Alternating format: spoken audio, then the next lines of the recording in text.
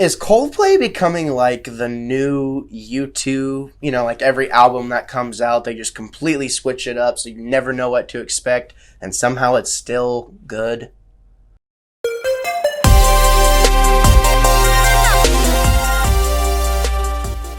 Welcome, my fellow wannabes, to my channel. I am Gabriel Fast, and as you may have guessed, or you may know, I'm not going to make a big deal about it. Just kidding, but I am the wannabe critic. Today I'm coming at you with an album review, reviewing Coldplay's newest full-length LP. It's a double album, actually, and it is called Everyday Life. So, you know, for me personally, before I really like to give a true grade on an album or really have my mind made up about an album, you know, before I really start talking about it on this channel, I would like to have listened to it for at least a week or so.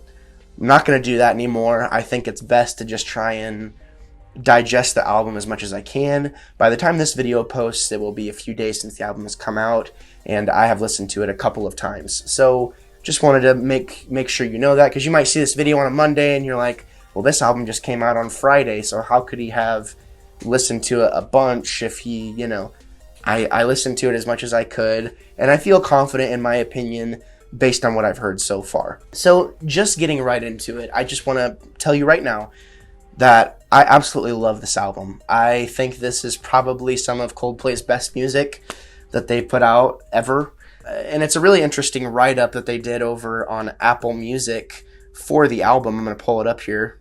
So I'm just going to read you the first paragraph of what this write-up says. It says, if the kaleidoscopic joy of 2015's A Head Full of Dreams feels like a distant memory now, that's natural. It was a different time. In the 4 years since we last heard from Coldplay, the world has grown more chaotic. Not that there hasn't always been craziness, frontman Chris Martin tells Apple Music, but it's so in your face all the time. It can only make you feel like it doesn't matter the consequence. You have to sing what's coming through. In response comes Everyday Life, a double album that finds arguably this century's biggest and most agreeable rock band attempting to inspire unity at considerable cost and risk. It's very true to us, Martin says. That's all I know.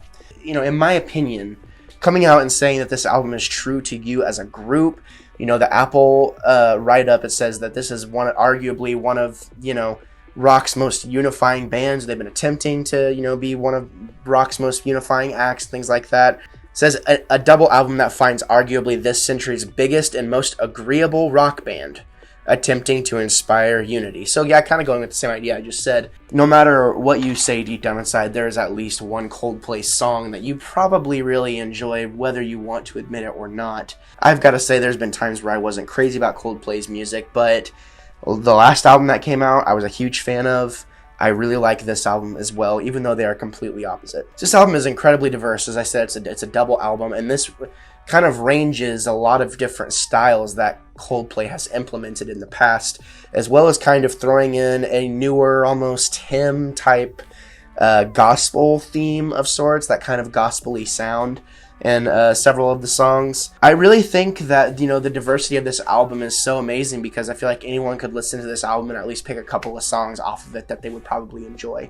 This isn't really a rock album. It's funny that, you know, the write-up there calls them a rock band. I mean, I guess they would be, kind of, but, you know, it's one of those things where it's all left to up to interpretation, and it is subjective, you know, because Coldplay, like I said, spans a wide variety of different genres. But as I said before, I really enjoyed this album. It's got they put a lot of heart into it. Really a lot of good things that I could say about it. But I mean, the thing that rings true most to me is whenever Chris Martin says that this feels true to us as a band. That attitude totally shines through on this album, and it's full of something that is deep and dripping with meaning for them. There's a little bit more of a mature take on this album. There's, for the first time ever, I think, on a Coldplay album, there's quite a bit of swearing, you know, and that is what it is. But, you know, I think Coldplay is focused more on trying to tell a personal message of how they feel about maybe their current views on the government, or, you know, politics, and just things that have, you know, maybe on a bigger scale, things that are happening worldwide that's affecting more and more people as time is going on. It's a really very much like, as I said before, a very unifying album, and it's like peace, man. Love and peace is kind of what it feels like, while still kind of expressing a lot of resentment and disdain for the current events that are going on in the world. You know, this is a double album, and the message can be kind of all over the place at times. And I mean, there's a few songs where the lyrics are a little bit slurred, kind of hard to understand. The double album, the first album is called Sunrise, second album is called Sunset. And there's really, you know, it's really all over the place with its theme, and I don't really understand the purpose of having a double album. I'm sure as time goes on, it will reveal itself to us, whether it be through a revelation on our part or, you know, the band basically coming out and saying this is why we made a double album.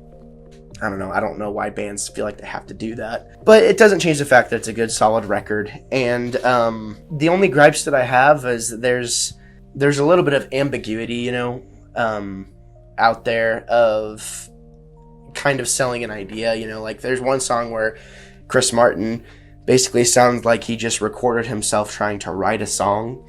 Like that definitely doesn't sound finished. There's no production value whatsoever. You know, it's more like a personal, intimate type thing, which I get. But at the same time, you know, it's hard to kind of critically chalk that up to stuff you've made in the past and expect people to take you seriously whenever it is so different from your previous works. Still really, really good though.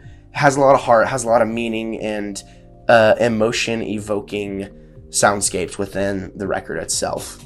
My favorite songs on the first part of the album are Daddy and Arabesque. And then on the second part of the album, my favorite songs are Cry, Cry, Cry.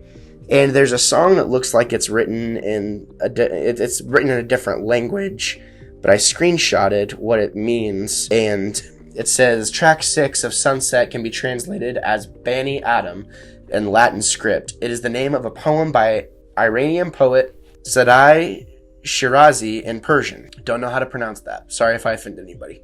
It says the expression translates literally to children of Adam or human beings within the context of the poem. Verses of the poem are recited in the song by a background female voice.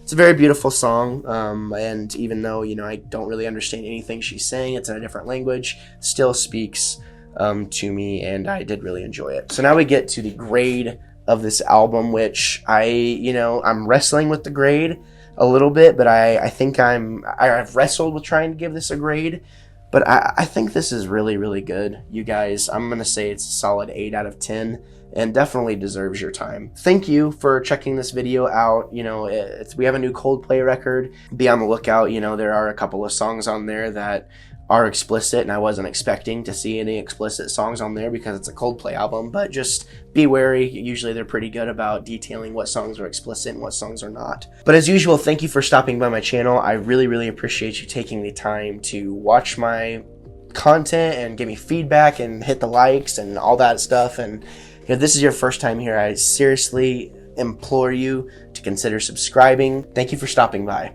Also, thank you for preparing yourself for a plethora of hot takes and potentially unpopular opinions. I am Gabriel Fast, and I will always be the wannabe critic.